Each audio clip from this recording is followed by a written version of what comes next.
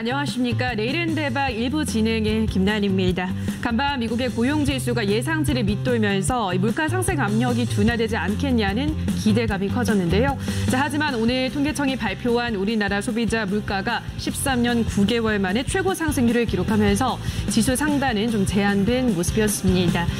그렇다면 오늘 끝난 이번 한 주의 마지막 장을 마무리하고 다음 주 우리 시장은 어떤 전략으로 준비를 하면 좋을지 오늘도 이 시간을 통해서 그 꼼꼼한 투자 전략을 챙겨가시기 바랍니다.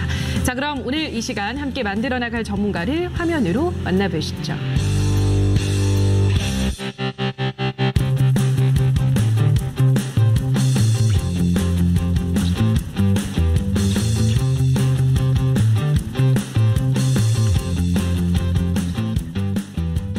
네, 오늘은 신광섭 전문가와 함께합니다. 전문가님 안녕하세요. 네, 안녕하세요. 네. 자, 이번 주 마지막 장 하루 쉬다 보니까 한 주는 좀 금방 지나간 것 같은데요, 전문가님. 네. 오늘 일단 간단하게 시장 어떻게 평가하셨나요?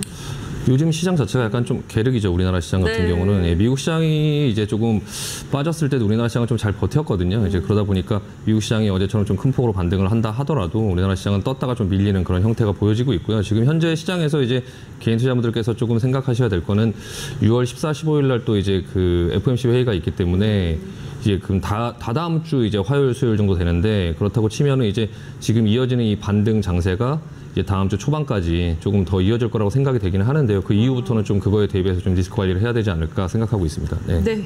아무래도 이제 FOMC 회의가 또 2주 정도 후면 있기 때문에 어느 정도 조금 계속해서 시장에 대해서는 좀 주의가 필요하다라는 의견인 것 같은데요. 자세한 시장에 대한 전망은 잠시 후 저희 이슈 시간에 또 나눠보도록 하고요. 본격적으로 들어가기 전에 한 주 동안 전문가의 노란 톡방에서 또 어떤 이야기들이 오고 갔을지 체크하도록 하겠습니다. 오은비 캐스터가 전해드립니다. 네, 여러분 안녕하세요. 내일은 대박 일부 캐스터 오은비입니다. 오늘 출연한 신광섭 전문가의 노란 톡방 이슈 살펴보도록 하겠습니다. 첫 번째는 내일의 유리한 종목의 GKL입니다. GKL의 실적에 관한 기사를 공유를 해줬는데요.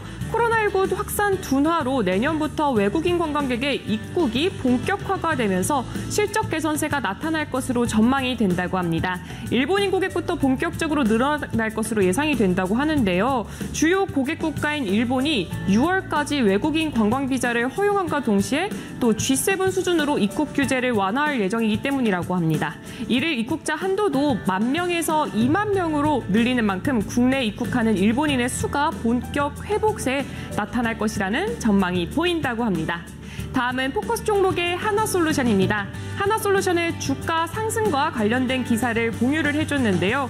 신재생에너지 확대 기대에 31일 국내 증시에서 태양광 등 신재생에너지 관련 주가가 크게 올랐다고 합니다. 하나솔루션은 전날보다 6.21%나 오른 39,050원에 거래를 마쳤습니다. 신재생에너지 관련주의 강세는 기후변화에 대처하기 위한 글로벌 신재생에너지 비중 확대 기대감 때문으로 풀이가 된다고 합니다. 네, 이렇게 지난 방송 이후에 있었던 노란톡방 이슈를 살펴봤습니다. 오늘도 신광섭 전문가가 아주 특별한 이슈와 종목으로 준비를 했다고 합니다. 잠시 후에 만나보도록 하겠습니다.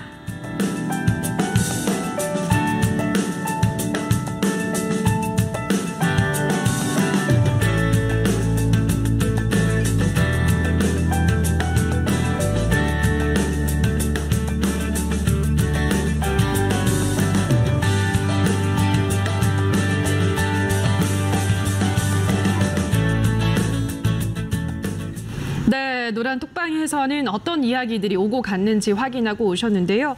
GKL을 좀 점검을 해주셨는데 다시 한번 또 볼게요, 전문가님. 요즘 기관들이 엄청 사고 있네요, 전문가님. GKL은 조금 더 앞으로 시세를 기대를 해볼 수 있을까요? 네, GKL 같은 경우에는 지금 이제 더 안 좋아질 상황이 딱히 없잖아요. 이제 계속적으로 이제 지금까지 코로나로 인해서 워낙에 안 좋았기 때문에 이제 외국인들이 이제 전혀 입국하지 못하고 그런 상황 속에서 이제 주가 흐름이 굉장히 안 좋았었는데 이제 기본적으로 어느 정도 회사의 본연의 가치를 천천히 찾아가지 않을까. 물론 이제 매크로 측면에서는 조금 어려운 부분들이 시장이 있기는 해요. 근데 이제 차트를 한번 보시면은 근데 앞으로 이제 상황들이나 이런 부분들이 주가는 근데 항상 지금 상황이 조금 안 좋다 하더라도 이제 차후에 상황이 좀 좋아질 때를 대비해서 좀 미리 산다는 측면이 있을 때 지금 접근하기에는 좀 괜찮은 그런 어떤 종목이라고 보여지긴 하는데요. 일단 단기간에 이제 조금 상승이 나오다가 조금 밑으로 꺾였다가 그리고 나서 이제 상승이 좀 나왔는데 이 부분에서 좀 다시 눌렸다가 가지 않을까 싶거든요. 그래서 만약에 비중을 많이 가지고 계시는 분들이라면 혹시나 이제 이후 상황을 어떻게 예상해 볼 수 있냐면 조금 눌려서 한 21선이 돌아서는 지점까지 왔다가 여기서 다시 이렇게 밟고 올라가는 이런 형태를 기대해 볼 수 있으니까 일단은 지금 조금 이제 수량이 많다면 조금 어느 정도 현금이 만약에 없다면 현금 확보를 좀 하시는 측면에서 약간의 차익 실현을 하는 것도 좀 괜찮을 것 같습니다. 네. 네, GK 앞으로 어떤 흐름을 보여줄지 전망을 해주셨습니다. 이 점 체크하시기 바라고요. 자, 그럼 저희는 바로 상세로운 이슈로 넘어가도록 하겠습니다. 오늘의 이슈 화면으로 만나보시죠. 네, 오늘의 이슈는 고용지표 부진에도 반등한 뉴욕 증시, 나스닥이 2.69% 상승했다라는 이 간밤 뉴욕 증시에 대한 이야기와 함께 우리 시장에 대한 전망을 나눠보도록 할 텐데요. 예, 뭐 뉴욕 증시가 일단은 상승 마감을 했습니다. 고용지표가 좀 예상보다 둔화가 되면서 금리 상승이 앞으로 조금 둔화되지 않겠냐는 기대감이 생긴 것 같은데요. 워낙 이 지표가 나올 때마다 말이 달라지는 부분이라서요, 전문가님. 네네. 어떨지 모르겠습니다. 전문가님은 어떻게 보시나요? 일단은 뭐 하루 이틀 정도는 좀 더 반등할 수 있지 않을까. 지금 현재 미국의 주가의 위치 자체가 이제 단기간에 조금 하락을 많이 한 부분이 크기 때문에 이제 단기간에 하루 이틀 정도는 좀 반등할 수 있을 거라고 보여지긴 하는데요. 네. 일단 민간 기업 ADP가 조사한 고용 보고서 자체가 사실 거기에 큰 의미가 있지는 않습니다. 그게 이제 오늘 이제 그 고용노동부에서 조사하는 이제 그 비농업 고용 지표가 발표가 되는데 일단 그거를 먼저 어느 정도 가늠해 볼 수 있는 그런 어떤 수치이기 때문에 근데 사실 이제 그걸로 치기에는 좀 너무 오버했죠. 그러니까 그리고 또한 이제 결과적으로는 그 고용 지표가 중요한 게 아니라 이제 연준 같은 경우는 고용과 물가를 두 가지를 이제 다 잘 끌고 가려고 하는 건데 고용은 이미 괜찮았어요. 괜찮았는데 오히려 고용이 안 좋아졌다고 해서 주가가 오르는 거는 사실 정상적이진 않잖아요. 네, 일단 그렇죠. 고용이 좋아야 이 시장이 좋은 건데 고용이 안 좋아졌다고 해서 금리 인상 속도가 좀 줄어들 것이다 이런 부분에 대한 예상을 한다는 것 자체가 약간 어불성설이긴 해요. 예, 일단 지금 현재는 이제 고용이 중요한 게 아니라 사실 고용은 어느 정도 이미 안정화가 돼 있고 물가 지표가 결국에는 이제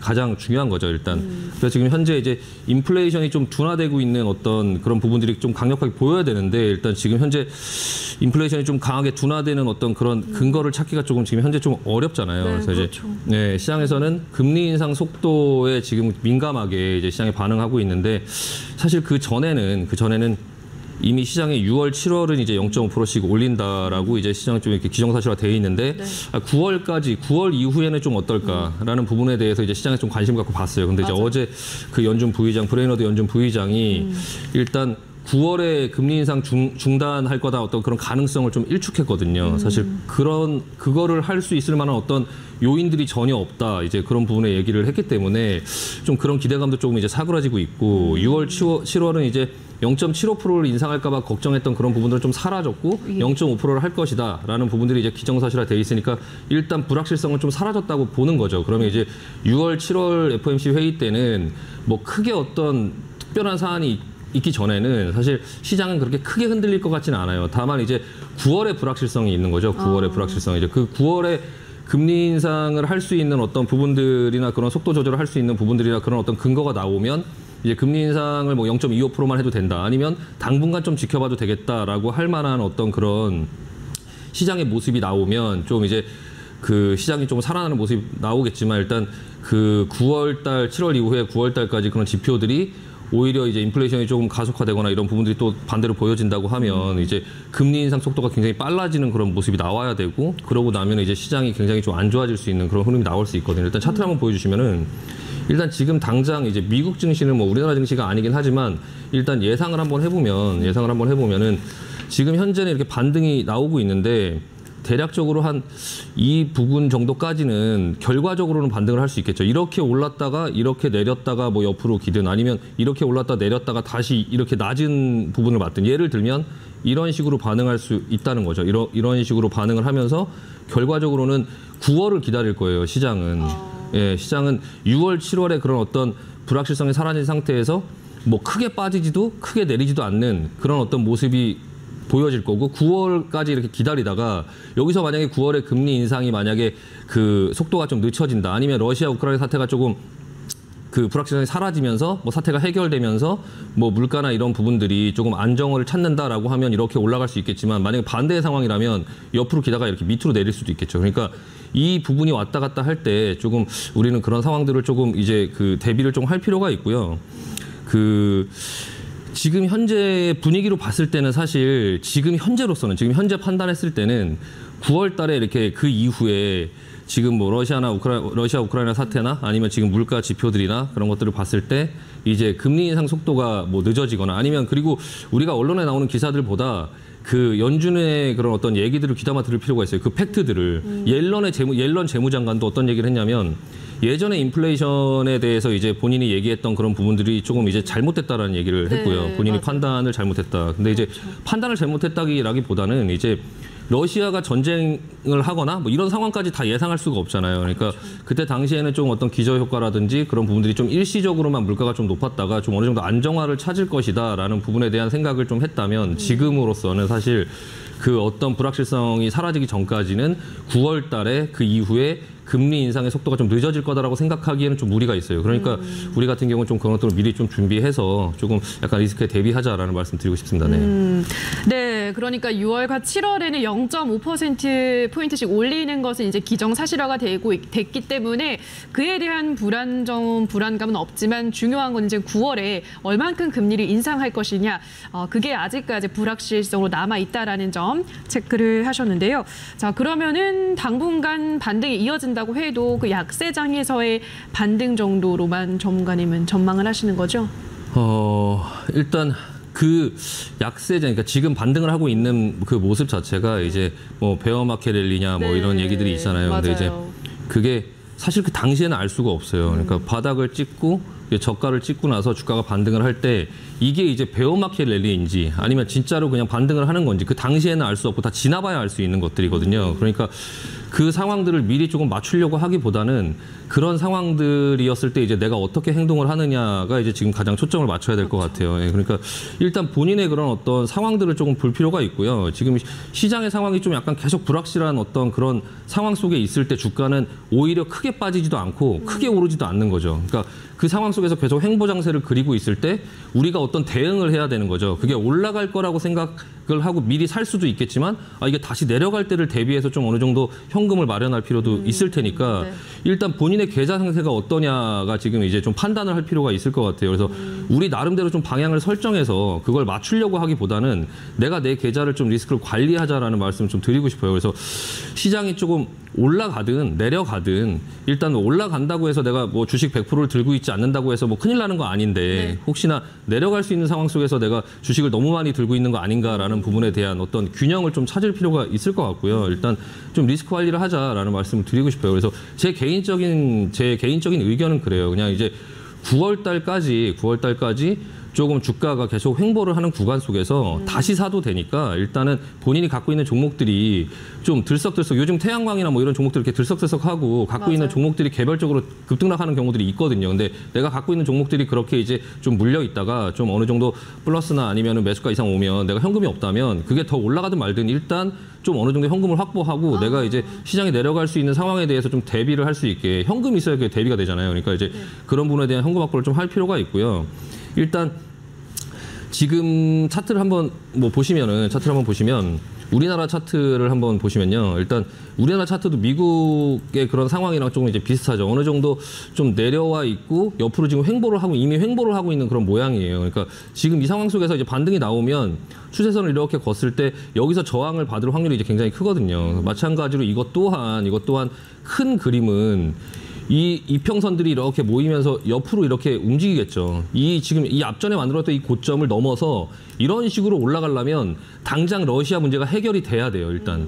근데 그렇기 전까지는 시장은 기다릴 거예요. 어떤 불확실성이 사라지기 전까지 아니면 이 인플레 수치나 이런 부분들이 조금 이제 내려올 때까지 조금 약간 기다릴 것 같고요. 일단은 그 인플레 수치 또한 이제 그런데요. 일단 그 상품 차트를 한번 보시면 지금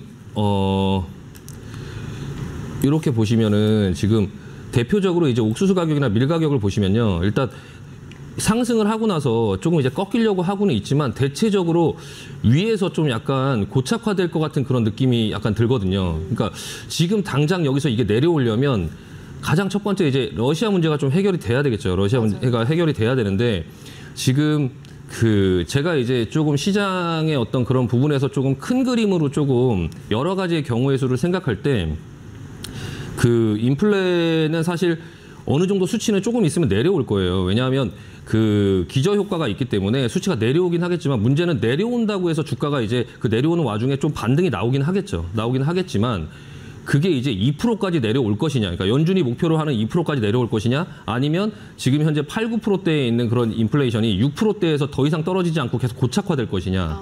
근데 만약에 그게 6%, 5%에서 고착화된다고 하면 연준은 또 가만히 있을 수가 없잖아요.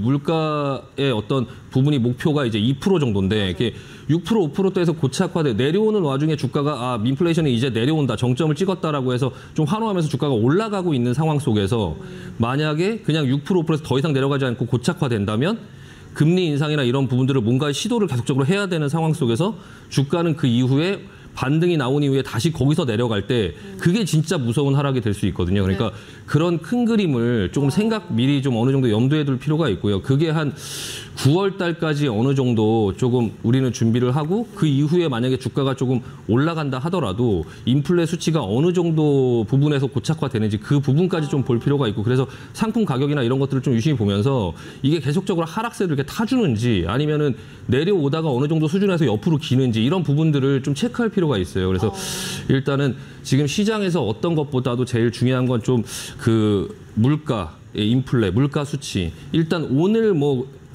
비농업 지표, 이제 고용 지표가 나오긴 하겠지만 그걸로 인해서 사실 어제 대부분 다 반영이 됐어요. 그래서 오늘 이후에 조금 우리나라 시장에서 이제 오늘 미국 증시가 좀 오른다고 하더라도 다음 주에 막 따라가기보다는 일단 좀 반등이 나오면 어느 정도 그 다음 주에 있을 FOMC 회의에 좀 대비를 할 필요가 있고 또 FOMC가 끝나고 나면 또 다시 시장은 또 반등이 나올 거예요. 그러니까 그 전에 이제 어느 정도 조금 천천히 그런 생각을 미리 해서 좀 대비할 필요가 있다. 리스크 관리하자라는 말씀 드리고 싶어요. 네.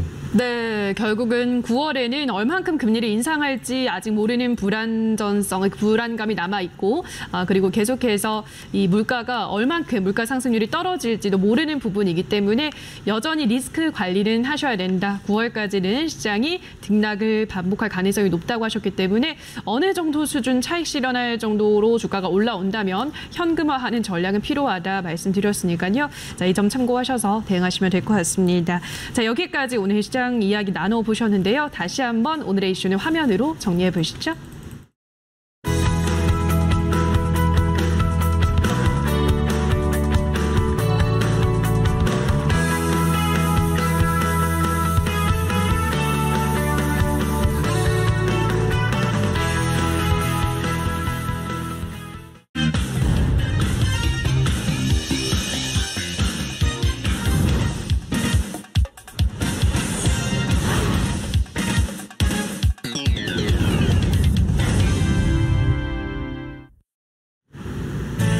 지난 방송에서 소개했던 종목들을 제가 여러분들을 대신해서 매매를 해보고 그 포트폴리오를 공유해보는 시간입니다.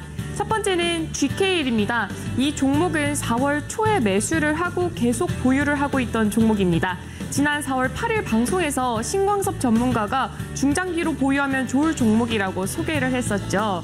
기관의 수급이 몰릴 전망이라고 했었는데요. 방송 이후로 기관의 수급이 꾸준히 들어오고 있더라고요. GKL의 5월 카지노 매출액이 전월 대비 215% 상승한 182억 원으로 기록됐다는 소식과 또 내년부터 외국인 관광객의 입국이 본격화되면서 실적 개선세가 나타날 것으로 전망된다는 소식으로 주가가 상승세를 이어갔고요. 저는 목표가에 도달을 해서 매도를 했습니다. 다음은 S에너지입니다. 지난 방송에서 신광섭 전문가가 최근 거래량이 증가를 하면서 주가의 흐름이 잡히고 있다고 했던 바로 그 종목이죠. 이유가 러시아의 우크라이나 침공에 따라서 러시아로부터 에너지 의존을 탈피하기 위해서 재생에너지 시장을 대폭 활성화한다고 하면서 주목을 받은 종목이었습니다. 5월 26일 국내 태양광 발전 비중이 크게 상승하고 있다는 보고서로 인해서 전날 고가 대비해서 28% 급등세를 보여줬었고요. 저는 어제장 종가에 매도를 했습니다. 다음은 하나솔루션입니다. 신광섭 전문가가 태양광 관련 이슈가 나온다면 기대를 해볼 만한 종목이라고 소개를 했던 그 하나솔루션입니다. 최근 EU가 태양광 설치량 전망치를 대폭 상향 조정을 하면서 태양광 산업 발전에 탄력이 붙을 것이라는 관측이 나오고 있고요. 국내 태양광 발전 이용량도 1년 사이에 24.6%나 급등했다는 소식이 들려오면서 주가가 상승세를 이어갔습니다. 기관의 매수세도 꾸준히 들어오고 있고요. 단숨에 목표가까지 도달을 해서 바로 매도를 했던 종목입니다. 다음은 웅진입니다. 이 종목도 신광섭 전문가가 관련 이슈가 나올 때 지켜보면 좋은 종목이라고 말을 했었습니다. 하나솔루션의 우선주와 보통주가 동반 상승세를 보이자 최근에 인수설이 들리고 있는 웅진도 덩달아 오름세를 보여줬는데요. 오늘자에 하나솔루션에서 웅진을 인수하지 않겠다라고 밝혔지만 제가 매도할 때는 그런 이슈가 아직 나오기 전이라서 같이 동반적으로 주가가 상승세를 보여줬습니다. 웅진은 짧게 보고 있던 종목이었고요. 목표가가 굉장히 낮았기 때문에 30일 목표가에 도달하고 나서 바로 매도를 했습니다. 네, 이렇게 지난 방송에서 소개했던 종목들의 수익 현황을 알아봤습니다. 오늘 방송이 끝나고 난 뒤에도 신광섭 전문가와 함께 오늘 나온 이슈와 종목에 관해서 자유롭게 이야기를 나눌 수 있는 공간이 준비되어 있습니다. 화면으로 만나보시죠.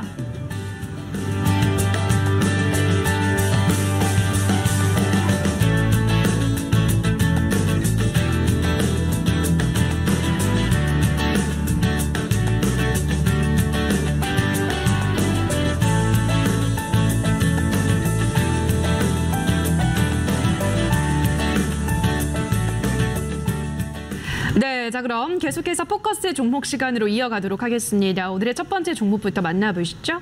자, 첫 번째 종목은 한화솔루션입니다. 오늘 3% 상승하며 4만 원에 거래 마감했습니다. 다음으로는 셀트리온입니다. 오늘장 2% 상승하며 16만 1,500원에 거래를 마쳤고요. 다음으로는 LG입니다. 최근 급등 이후 숨 고르게 하고 있는 LG는 오늘 약푸합세를 나타내며 8만 100원에 거래를 마쳤고요. 다음으로는 태용입니다. 연일 상승 흐름 이어가고 있는 태용이 오늘은 2%가량 올라가며 만 원에 거래를 마감했고요.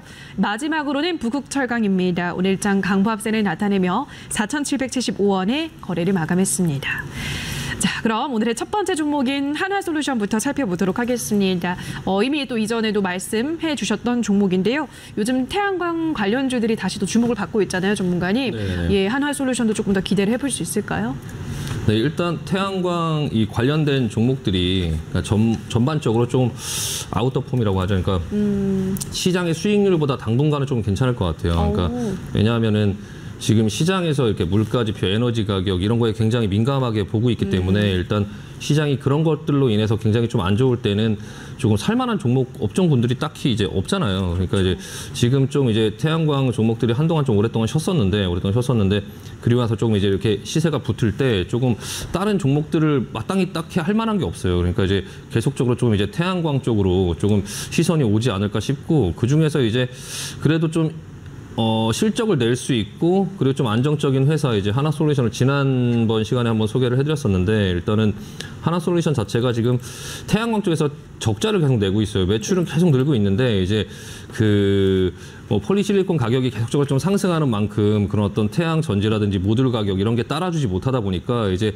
계속적으로 좀 적자를 냈었는데 최근 들어서 이제 그 폴리실리콘 가격들이 이제 많이 올라가니까 좀 약간 증설을 많이 하게 됐죠. 증설을 하면서 가격이 조금 안정화되고 있어요. 근데 이제 만약에 이제 그 이후에 이제 그 태양전지라든지 모듈 가격이 조금 안정화되면 조금 그 태양광, 이 회사가 갖고 있는 태양광 가치에 좀 주가가 좀 반응하지 않을까 싶어요. 근데 지금 현재 이제 그 에너지 안보 이슈가 계속 있잖아요. 이제 러시아 부분 때문에 러시아 그 전쟁 뭐 이런 부분 때문에 이제 에너지 안보 이슈 그러니까 유럽에 이제 그 에너지를 너무 러시아에 의존하는 그런 부분이 좀 위험하다 이런 부분 때문에 지금 유럽이나 미국이나 뭐 이런 쪽에서 계속적으로 이제 그 태양광의 그런 어떤 확대를 계속적으로 이제 요구하고 있어요. 이제 그렇다 보니까 그거를 사업을 하는 어떤 회사에다가 뭐 세제도 좀 혜택을 주고 막 이런 부분들을 적극적으로 하고 있는 그런 상황이다 보니까 일단 태양광 업황이 당분간은 좀 괜찮을 것 같고요.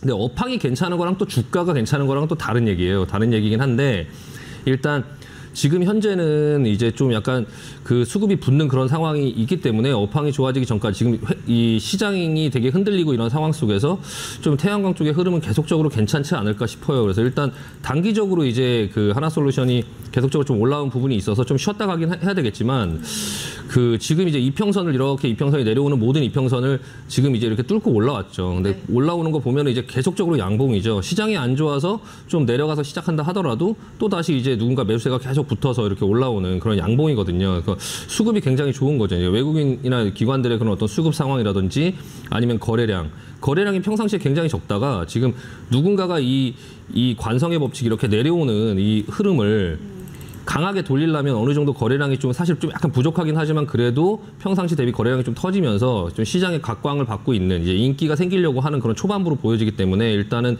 좀 조정이 나오면서 눌린다 하면은 조금 관심을 갖고 좀 지켜볼 필요가 있지 않나 싶어요. 일단은 근데 하나솔루션 같은 경우가 지금 실적이나 이런 것들을 한번 보면 실적이 이제 전반적으로 좀 괜찮죠. 예, 괜찮아요. 실적이 괜찮고 계속적으로 영업이익도 좀 상승하는 그런 중간에 있는데 이 기본적으로 화학 사업부가 이제 괜찮은 거죠. 괜찮은데 이제 태양광 쪽에서 계속 까먹고 있었는데요. 일단 그런 부분에서 이제 그 뭐 폴리실리콘 쪽에서 계속 적자 내고 있던 그 사업부도 좀 정리하고 이제 그 이후에 할 수 있는 이제 뭐 시공이라든지 아니면 전지라든지 모듈 그거를 이제 뭐 미드스트림이나 뭐 다운스트림이라고 얘기하는데 이제 그 업스트림 그러니까 폴리실리콘 부분은 정리하고 그 이후에 할 수 있는 부분들만 좀 이제 사업을 진행하는 그런 부분으로 좀 체질을 개선하면서 좀 회사의 실적이 지금 시장에서 예상하는 거는 예상보다 조금 빠르게 흑자 전환할 수 있지 않을까 그렇게 이제 시장에서 예상을 하고 있거든요. 한 이번 연도 한 3분기나 뭐 이제 그 정도를 지금 시장에서 예상하고 있는데 원래는 이제 좀 내년에 되지 않을까 싶었는데 시장의 관심이나 이런 부분들이 좀 태양광으로 많이 몰리면서 이제 태양광 그 사업 부분들이나 이런 부분들 그리고 이제 그 모듈의 그런 어떤 판가 인상이라든지 이런 부분들이 지금 시장에 반영되고 있으니까 그런 부분들을 보면 좀 예상보다 흑자가 좀 빨리 올 것 같다라고 해서 지금 시장에서 조금의 수급이 붙는 것 같아요. 그래서 일단은 좀 우선 좀 관심 있게 지켜보자라고 말씀드리고 싶고요. 일단 웅진 같은 경우는 웅진에 대해서 간단하게 말씀드리면 이 회사가 이제 인곳이라든지 웨이퍼라든지 이제 그런 것들을 만드는 회사인데 우리나라에 유일하게 있는 회사거든요. 그래서 이거를 한화에서 인수를 하면 하나솔루션에서 인수를 하면은 하나솔루션에서 이제 그 원재료부터 시작해서 이제 그 업스트림이라고 하죠. 그러니까 업스트림, 뭐 미드스트림, 다운스트림까지 전부 다 일괄적으로 다 할 수 있는 그런 어떤 능력을 갖추게 되긴 하거든요. 그래서 이 회사를 인수를 우리나라 유일하게 있는 회사니까 인수하지 않을까. 왜냐하면 이 회사를 인수하지 않으면 이제 그런 모든 부분들을 이제 중국에 의존을 해야 되는데 그거보다는 인수를 하지 않을까라고 시장에서 예상을 한 거죠. 근데 오늘 이제 공시가 나왔어요. 공시가 나와서 이제 인수를 하지 않겠다 이렇게 얘기가 나왔는데 제가 주식을 이제 오랫동안 하면서 보면 인수가 될 것 같다 해서 주가가 움직이는 회사가 그 회사가 우리 인수를 검토하고 있다 이런 경우는 사실 한 번도 본 적이 없어요. 예. 그러니까 무조건 인수 안 한다라고 부인을 해요. 인수를 한다라고 하면 주가 급등하겠죠. 예. 급등하면 오히려 인수하기가 힘들어지거든요. 그러니까 일단은 지금 현재 웅진을 하면 안 돼요. 일단 당장은. 이거는 이제 한번 그렇게 부인 공시를 내면은 당분간은 할 수 없어요. 그래서 보통 통상적으로 이런 회사들은 한 8개월이나 뭐 한 1년 정도 그 이상 이렇게 또 아무 얘기가 없이 사람들의 기억에서 잊혀졌다가 갑자기 인수했다 이렇게 하면서 주가가 급등하는 경우가 대부분이에요. 그래서 일단 관심은 뭐 지속적으로 가지고 볼 수는 있지만 지금은 매매를 하면 안 되고 일단 이 이후에 흐름이 조금 만들어지는 어떤 부분들을 볼 필요가 있고요. 혹시나 가지고 계신 분들이 있다면 인수를 안 한다고 해서 뭐 이제 그 부분을 완전히 인수를 안 하는구나 이렇게 생각하기보다는 일단 어느 정도 조금 가능성을 계속적으로 좀 열어놓으면서 좀 주가를 좀 지켜볼 필요가 있다라고 말씀드리고 싶어요. 네. 네, 우선은 에너지 안보 이슈가 계속 불거지고 있기 때문에 하나솔루션 최근 뭐 수급도 굉장히 좋기 때문에 앞으로 당분간 어느 정도 눌림이 있을지언정 또 기대를 해볼 수 있다라고 하셨고요. 웅진은 일단은 사람들의 기억 속에 잊혀지고 나서 또 어떤 이슈가 탄생할지 모른다라고 하셨으니까요. 웅진의 흐름도 같이 한번 지켜보시면 좋을 것 같습니다. 자, 그럼 다음 종목을 보도록 하겠습니다. 이번에는 셀트리온을 보도록 할 텐데요. 자, 셀트리온이 램시마 SC가 유럽의 류마티스 학회에서 호평을 받았다는 소식으로 오늘 주목받기도 했는데요. 셀트리온도 요즘 조금 상승하려는 움직임이 나오고 있긴 한데 괜찮을까요? 셀트리온은 앞으로? 셀트리온은 뭐 앞으로 당장 괜찮을 것 같지는 않아요. 네.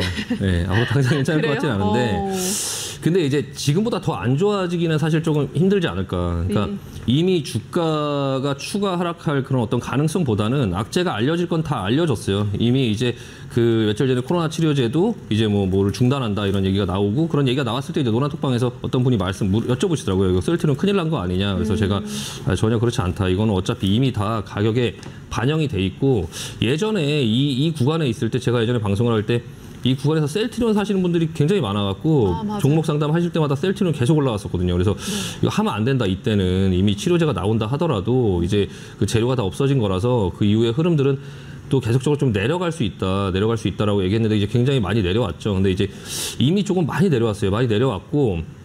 셀트리온은 이제 셀트리온 헬스케어라든지 아니면 셀트리온 제약이라든지 이런 회사랑 좀 합병 이슈가 있죠. 물론 이제 당장 되지는 않을 거예요. 왜냐하면 이 회사가 지금 계속적으로 자사주 매입을 하고 있잖아요. 근데 그 회사를 합병하려고 하면은 자사주 매입을 하는 기간에 할 수가 없거든요. 그래서 일단은 자사주 매입을 계속적으로 하고 있다라는 어떤 부분에서 이 회사도 어떤 주가나 아니면 주주 가치나 이런 부분에 대해서 생각을 조금 하고 있고 이번에 이제 그 배당을 하는 부분에서도 배당을 좀 하고 그리고 이제 바이오 회사들은 사실 배당을 그렇게 많이 안 하는데 배당을 하고 또 이제 뭐 무상증자로 주식도 주고 하면서 이제 그런 어떤 주주 가치에 좀 신경을 쓰고 있고요. 일단 그리고 하반기에 이제 계속적으로 하고 있는 이제 바이오 시밀러들이 조금 성과를 낼 수 있다라는 얘기들이 있어요. 그러니까 스텔라라, 뭐 졸레어, 휴미라 뭐 이런 것들이 조금 약간 의미 있는 성과를 낸다 뭐 이런 얘기가 나오면 주가는 또 반응을 할 거예요. 그러니까 그리고 또 이제 그 바이오 이 업종 자체가 지금은 이제 그 코로나로 인해서 굉장히 주목을 받다가 지금은 좀 이제 인기가 시들어지고 있죠. 그러니까 유동성이 좋을 때는 이제 바이오 종목들이 이렇게 많이 올라가는 그런 어떤 형태를 띠는 경우가 많은데 이제 그 유동성이 좀 없어지고 그리고 이제 코로나가 조금 이제 점차적으로 해결 국면으로 가면서 이제 이 바이오 업종이 셀트리온뿐만 아니라 모든 종목들이 조금 이제 상황이 조금 안 좋은 상황인데요.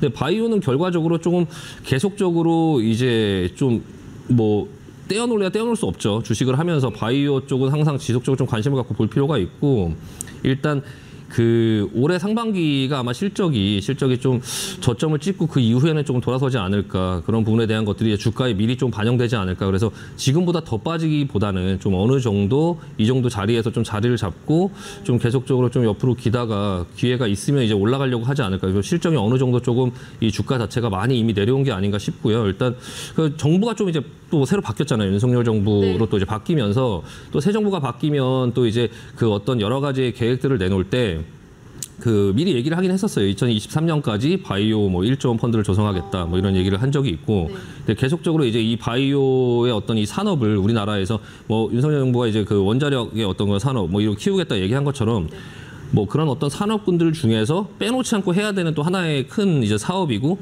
산업이고 또 이제 그 중에서 이제 셀트리온이 어떻게 보면 또 이제 삼성 바이오로직스와 함께 좀 약간 대장군에 있잖아요. 그리고 이제 그 뭐 기사들을 보면 이제 롯데그룹도 미국 바이오 생산 공장을 이제 인수하면서 또 이 사업에 또 이제 진출을 하고 하는 걸 보면 이 업종 자체가 미래는 굉장히 밝은 업종이 아닌가. 다만 이제 지금 현재 주가가 좀 안 좋으니까 차후에는 조금 괜찮아질 수 있을 만한 여지가 충분히 있는 그런 회사가 아닐까 싶어서 일단 가져와 봤습니다. 네. 네, 일단은 워낙 많이 조정을 받았기 때문에 앞으로 더 나빠질 건 없다라는 점 말씀을 해드렸습니다. 어느 정도 지금 구간에서는 지지가 되지 않을까라고 말씀하셨고요. 워낙 뭐 바이오 산업의 성장성도 뚜렷하기 때문에 셀트리온은 앞으로의 흐름 또 지켜보시면 좋을 것 같습니다. 자, 그럼 다음 종목으로는 LG를 보도록 하겠습니다. LG도 참 그동안 주가가 많이 빠졌는데요, 전문가님. 네. 최근에 한번 그래도 장대 항목을 만들었더라고요. 그 이후로는 좀 그 부근에서 좀 오르락 내리락 하고 있는 것 같은데 LG는 어떤 이유로 뽑아 오셨을까요?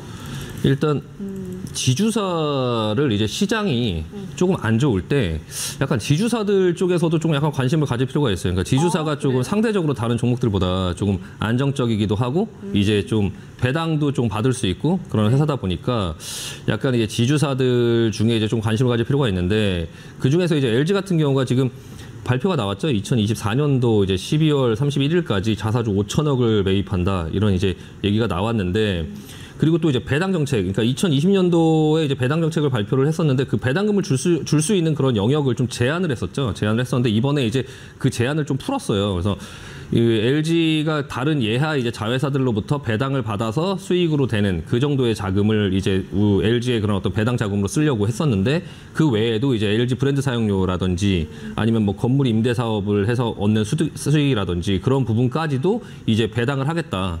그 부분을 이제 주주 가치를 그만큼 이제 좀 더 확대하겠다. 그러니까 그 부분을 좀 키워주겠다라고 이제 발표를 했는데 그렇게 되면 이제 산술적으로 따져봤을 때 그 한 37.5% 정도의 배당금이 이제 좀 늘어나는 효과가 있다고 하더라고요. 그러니까 이게 작년에 이제 제가 LG를 갖고 있어서 그 배당을 받는 거를 조금 이제 봤는데 작년에 한 2,800원 정도를 했는데요. 산술적으로 따져보면 이론적으로 따져보면 그 중에 한 35% 정도를 추가로 받는다고 하면 500원에서 600원 정도를 더 받을 수 있다고 치면 한 3,500원 정도를 배당으로 받는다고 치면 지금 현재 주가가 한 8만 원 정도밖에 안 되기 때문에 그래도 한 배당 수익률이 한 4% 정도는 나오니까 일단은 조금 지금 정도에서는 조금 이제 괜찮지 않을까 싶고요. 기술적으로도 보시면 이제 좀 이렇게 이평선이 내려오는 그런 상황 속에서 이평선을 좀 돌파했죠. 이번에 어떤 그런 재료가 나오면서 좀 돌파를 하고 나서 지금 옆으로 이제 기고 있는데 저도 좀 LG를 조금 관심을 갖고 좀 보려고 해요. 근데 이제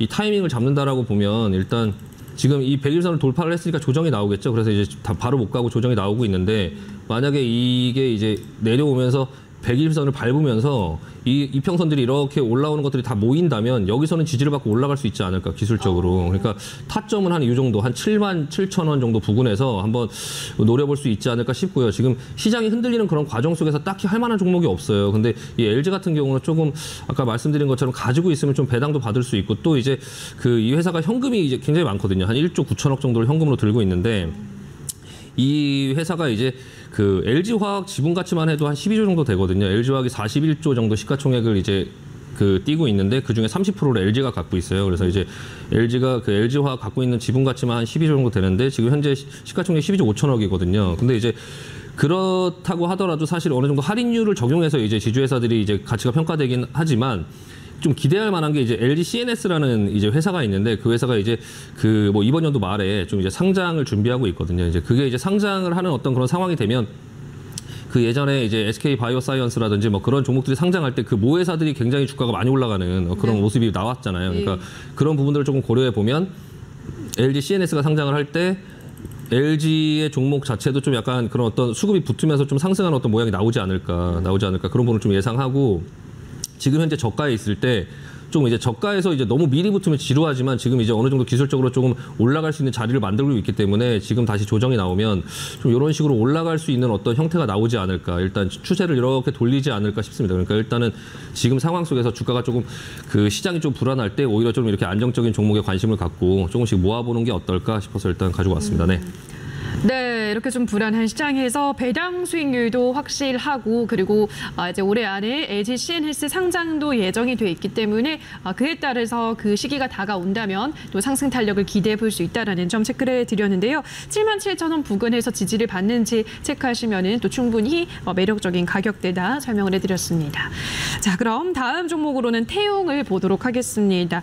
태용도 요즘 주가 참 잘 올라가더라고요, 전문가님. 네, 예. 태용이 거래 정지가 한번 됐다가 거래 정지 됐다가 지금 거래 정지 풀렸거든요. 일단 그런 어떤 그 상장 적격서 실질 심사 대상에서 이제 제외되면서 이제 거래가 다시 재개가 됐거든요. 그래서 이 종목을 가지고 계신 분들이 이제 굉장히 조금 고생을 하셨고 굉장히 오랫동안 이제 불안한 마음으로 있으셨을 텐데 그런 분들을 위해서 한번 가지고 와봤고요. 일단 그 이 회사는 이제 원자력이라든지 아니면 풍력이라든지 뭐 플랜트, 조선 그런 선박 엔진 이런 것들에 사용되는 핵심 그런 단조 부품을 생산 공급하는 업체인데 예전 같은 경우는 진짜 굉장히 주목을 많이 받았던 이게 조선주들이 굉장히 이제 좋았던 그런 2008년도 뭐 2009년도 이때는 이 태웅, 현진 소재 뭐 이런 어떤 이 단조 부품 업체들이 굉장히 주가가 상승을 많이 했었어요. 주가 상승을 많이 했었고 시장에서 그 굉장히 이렇게 주목을 많이 받았었는데 지금 현재는 이제 좀 약간 요 모양 요 꼴이 됐죠. 일단은 그 다시 상장하고 나서 주가의 이런 어떤 모습이 이렇게 첫날에 이제 그런 어떤 그 다시 상장을 할 때 이렇게 등락이 보이다가 이제 밑으로 이렇게 급락을 하잖아요. 급락을 하고 나서 굉장히 걱정하실 텐데 이 종목들은 시간이 조금 약간 걸리긴 하겠지만 이 태웅이라는 이 종목 자체가 왜 그때 이제 그 거래 정지가 됐었냐면은 재무 상태라든지 이제 그런 어떤 현금 흐름은 이제 괜찮았었는데 이 매출 원가에 대한 그런 어떤 자료가 좀 적절하지 않다라고 해서 이제 한정 의견을 받았거든요. 그래서 이제 재무제표를 한번 보니까 이 종목이 이제 이 앞전에 2019년, 2020년 이 부분에 이제 이 앞전부터 계속 적자를 이제 찍고 있다 보니까 4년 연속 이제 적자를 찍으면 이제 관리 종목으로 들어가는데 그 부분에서 이렇게 흑자가 발생하는 이 부분에서 이 제품을 만드는 그런 원재료를 이제 가격을 좀 약간 그 매출 원가에 대한 자료가 좀 약간 이상하다라고 해서 정지가 됐던 건데요. 어쨌든 간에 지금 다시 거래가 재개가 됐으니까 일단은 이 회사가 뭐 기본적으로 다른 어떤 큰 문제가 있었던 건 아니고 일단 그런 어떤 부분을 지금 해소를 했고요. 그리고 나서 지금 현재 지금 주시장의 분위기가 어떠냐? 일단 풍력이나 뭐 그런 어떤 태양광 이런 어떤 그 종목들이 지금 시장에서 좀 에너지 가격 뭐 이런 부분 때문에 좀 약간 주목을 받고 있잖아요. 그래서 일단은 좀 이 부분에서 조금 안정화를 찾고 하면 이 동국 SNC라든지 아니면 유니슨이라든지 뭐 그런 종목들과 좀 같이 볼 수 있는 종목인데 이 종목이 만약에 혹시라도 조금 여기서 바로 올라가면 굳이 이 종목을 할 필요가 없지만 혹시라도 가격을 크게 좀 싸게 준다라고 하면 조금 약간 관심을 갖고 지켜볼 수 있지 않을까 싶어요. 그래서 일단은 좀 그냥 지금 현재 이제 들고 있으신 분들 오랫동안 고생하신 분들도 일단 다시 거래가 재개됐으니까 너무 이렇게 불안하게 생각해서 여기다가 지금 여기 보시면은 상장하자마자 이제 주가가 올라가니까 불안한 분들이 여기다 그냥 다 매도를 한 거거든요. 이렇게 급격하게 매도가 나오면서 이제 좀 주가 크게 빠졌는데 이 종목은 좀 더 내릴 수도 있어요. 더 내릴 수도 있고 좀 내릴 수도 있지만 어쨌든 지금 당장 들어가면 안 되고요. 그러니까 이거를 또 들어가려고 보시는 분들도 있을 것 같아서 일단 지금 들어가시면 안 되고 주가가 이제 더 내려올 수 있다라는 부분에 좀 가능성 좀 열어놓을 필요가 있어요. 만약에 나는 이게 너무 힘들다라고 하시면 지금 반등이 나올 때 여기서 매도하시는 게 나아요. 매도하시는 게 낫고 만약에 관심 있으신 분들은 따라가지 마시고 좀 충분히 내려오고 나서 그리고 나서 옆으로 길 때 그때는 조금 약간 관심을 갖고 지켜보자라고 말씀드리고 싶어요. 네. 네, 보유하신 분들은 너무 좀 오래됐다라고 좀 답답함을 느끼시는 분들은 반등 시 매도를 제시를 해드렸고요. 좀 신규 진입을 고려하시는 분들은 조금 더 내려온다면 그때 매수 타이밍을 노려보자라는 설명해드렸습니다. 자, 그럼 마지막으로는 부국철강을 보도록 할 텐데요. 철강주들은 요즘 좀 잠잠한 것 같아요, 전문가님.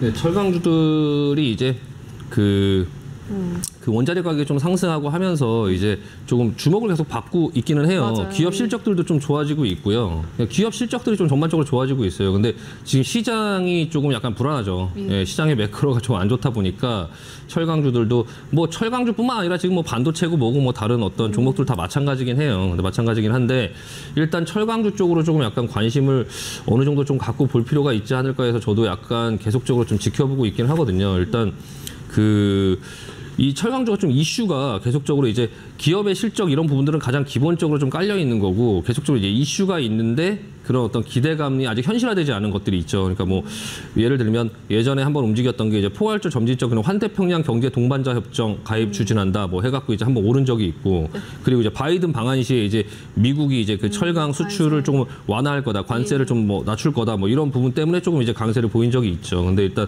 아직 그런 것들이 현실화되지는 않고 있어요. 그래서 그 부분들이 얘기가 나올 때마다 좀 약간 들썩들썩 하기는 했는데 그런 부분들이 만약에 해결이 된다면 이제 좀 기다렸다가 주가가 오를 수 있겠죠. 이제 부국철강이나 이런 철강주들이 괜찮다라고 생각이 드는 거는 일단 첫 번째는 실적이 괜찮아요. 일단 실적이 이제 그런 어떤 영업이익이나 이런 부분들이 작년에 굉장히 많이 좀 상승을 했고 올해 같은 경우도 지금 2022년 3월 지금 1분기 만에 벌써 작년 실적이 한 2배 정도를 내고 있는데 이게 이제 부국철강뿐만이 아니라 지금 뭐 다른 회사들도 다 이래요. 그러니까 뭐 문배철강, 동양에스텍 그러니까 어떤 개별적인 종목만 그렇다라고 하면 조금 약간 어려울 수 있는데 이 업종 자체의 모든 회사들이 전반적으로 그렇다라고 하면 이 업종 자체는 지금 괜찮아지고 있는 거거든요. 그러니까 이 업종 자체가 조금 괜찮다. 그리고 현재 주가가 계속적으로 움직이고 있기는 하지만 지금 자리도 또 한 번 또 볼 수 있는 자리. 지난번에도 한번 말씀드렸었는데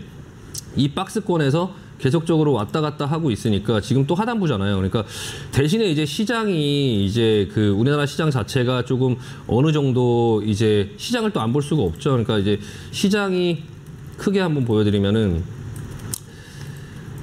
시장 자체가 지금 반등이 이제 조금 이렇게 나오고 있는 이런 상황 속에서 어느 정도 목표치까지 어느 정도 올라와서 지금 여기서 왔다 갔다 하고 있는 상황이라서 다시 내릴 수도 있다는 걸 좀 염두에 둘 필요가 있어요. 그래서 그 종목들도 이 하단부에 있다고 하더라도 붙어볼 수는 있죠. 붙어볼 수는 있지만 너무 그렇다고 적극적으로 이 박스가 무조건 지켜질 거다라고만 생각하시면 안 되고요. 일단 이 부분을 조금 이탈할 가능성도 열어놓고 다만 이제 이탈해도 조금 나는 저가에 조금 더 사본다라고 생각하고 어느 정도 그걸 염두에 놓고 좀 이제 접근해 볼 필요가 있다라는 걸 미리 조금 말씀드리고 싶어요. 그래서 일단은 지금 부국철강 자리는 한번 사볼 수 있는 자리다. 한번 사볼 수 있는 자리다. 근데 혹시라도 이제 시장의 그런 어떤 위험 때문에 이제 내려올 수 있는 가능성도 좀 열어놔야 된다. 그러니까 일단은 지금 이 회사 자체의 그런 어떤 영업이익이나 이런 것도 좀 좋아지고 있고 이 업종 자체의 모든 회사들이 다 영업이익이 같이 따라서 좋아지고 있으니까 좀 관심을 갖고 지켜보자라고 말씀드리고 싶습니다. 네.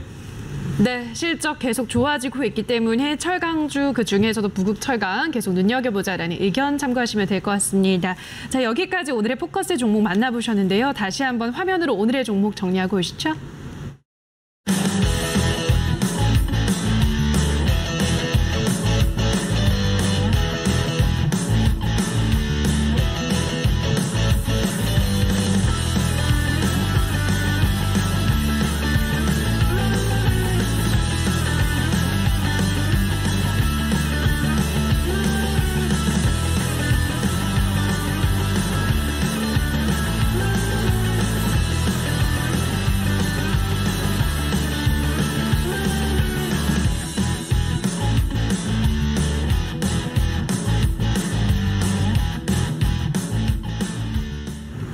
네, 오늘 출연한 신광섭 전문가와 함께하는 노란톡방 100% 활용법 알아보는 시간입니다.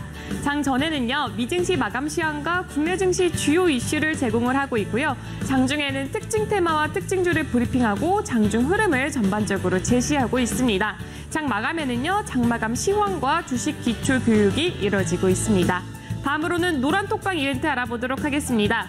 매월 마지막 주 주말에 퀴즈 대회가 열린다고 합니다. 이런 다양한 정보와 이벤트 함께 할 수 있는 방법 안내해드리겠습니다. 지금 화면 우측 하단에 보이는 QR코드를 통해서 입장할 수 있고요. 핸드폰 기본 카메라 실행해서 이 화면에 가져다 대기만 하면 함께 하실 수 있습니다. 다시 한번 큰 화면으로 만나보겠습니다.